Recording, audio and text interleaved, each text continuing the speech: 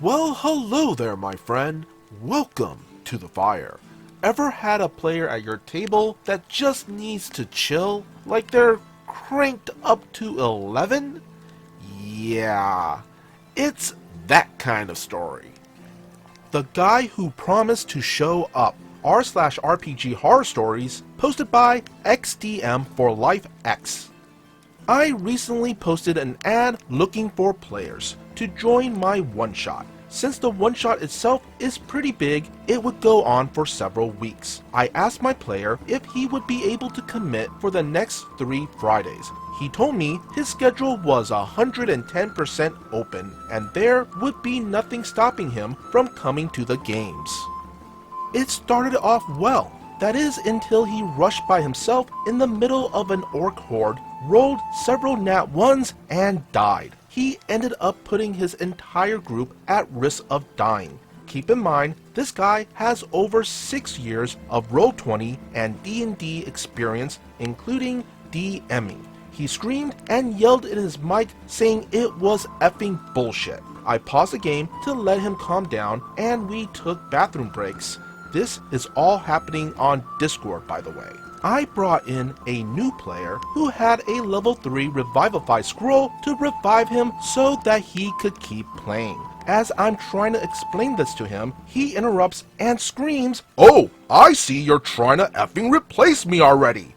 I paused, waited until he got quiet, and finished explaining to him that I brought in my friend so that he could be revived and continue playing. He quickly calmed down and pretty much went quiet for the rest of the game.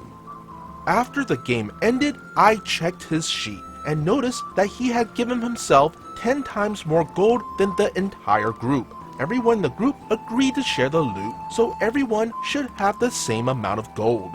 He had also modified his weapons/spells to hit harder and more often. I fixed these on his sheet and was going to address these problems with him before the start of our next session. Sent him a PM that we needed to talk about a few things before the start of our next game.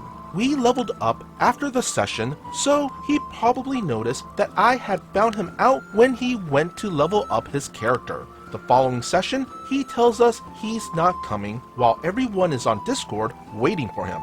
This left me in a rush to find a new player at the very last second. The game was delayed for over an hour while I went on Reddit to find a new player to fill in.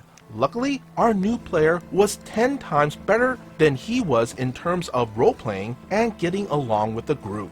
The following week, the troublemaker cancels again and says he's quitting the group since he can't play Fridays anymore. I check his Reddit account and find out he's, to this day, still applying for Friday night games. I'm happy to say I've had quite a few DMs write me back thanking me for warning them about his abusive gaming style. Meanwhile, the player who replaced him has been making us laugh our asses off with his hilarious Joe Pesci voice. Whew, yeah.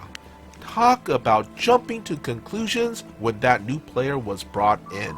I think that's one of the reasons why the problem player ended up ghosting the game. I mean, I'd be embarrassed in that same situation. And on top of that, getting caught cheating. Yeah. And why cheat in a TTRPG? It's a collaborative storytelling game. The whole point is to create a story together.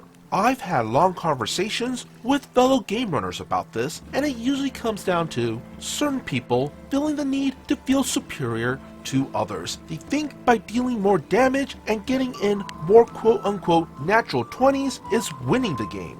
But on the other side of the coin, failing can also open up a lot of interesting doors as well. Failing a role can open up new story opportunities for a character and allow for growth where always succeeding can't. And when you finally do succeed, it's all the more sweeter.